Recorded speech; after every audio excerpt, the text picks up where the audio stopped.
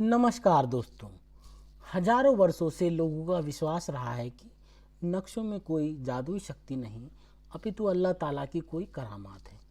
यही वजह है कि इस्लाम संप्रदाय के लोग अल्लाह के बाद इन ताबीज़ों पर सबसे ज़्यादा यकीन रखते हैं। इन यकीनों को बनाए रखते हुए आज हम आपके लिए नक्शे सुलेमानी के प्रयोग जाने व सीखे के अंतर्गत नक्श ताबीज़ों की किस्में एवं उनके प्रयोग की पूर्ण जानकारी लेकर आए हैं। दोस्तों, आप इन सब का अनुसरण करके आप अपनी सभी परेशानियों और दुखों से निजात प्राप्त कर सकते हैं। तो शुरू करते हैं दोस्तों आज का वीडियो। जीवन की ऐसी कोई समस्या नहीं है जिनका समाधान तंत्र के माध्यम से नहीं किया जा सकता।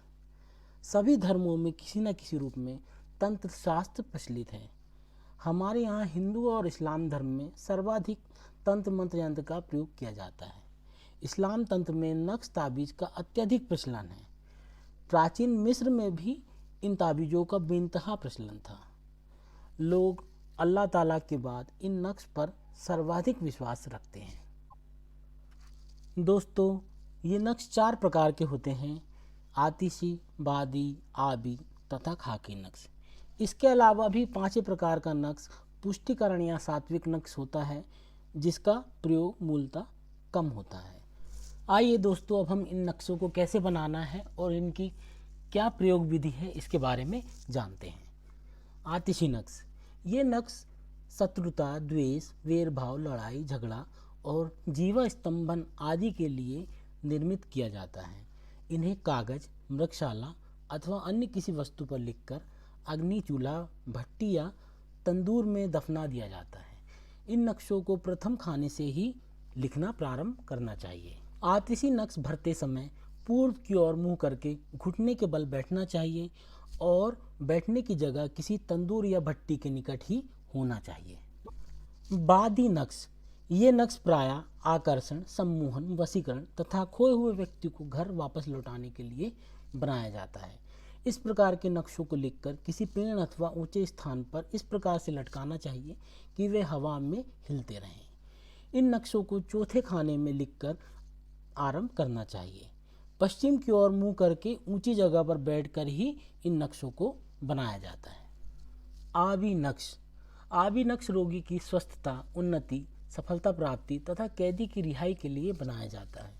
इन नक्शों को लिखकर नदी, नहर, कुएं अथवा दरिया में डाल दिया जाता है।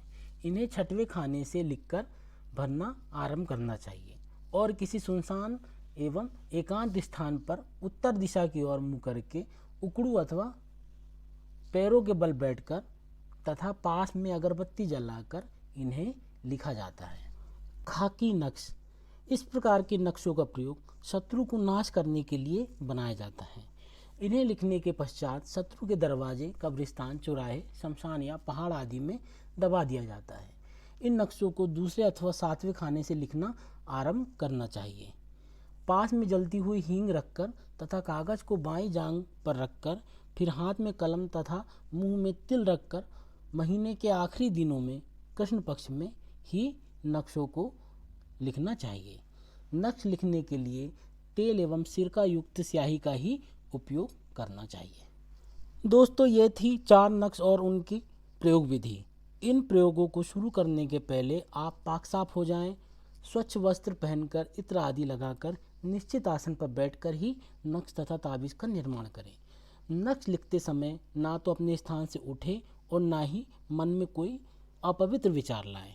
नक्श लिखते समय आयतों एवं अंकों के शुद्ध लेखन के साथ ही खानों की उचित चालों का भी अवश्य ध्यान रखें। ये नक्श लिखते समय शराब, मांस, मछली, अंडा, लहसुन, प्याज का सेवन बिल्कुल न करें और हर आमिल को नमाज, रोजे का पक्का पाबंद, सच्चा, नेक, ईमानदार तथा हलाल यानी मेहनत की कमाई खाने वाला होना चाहिए।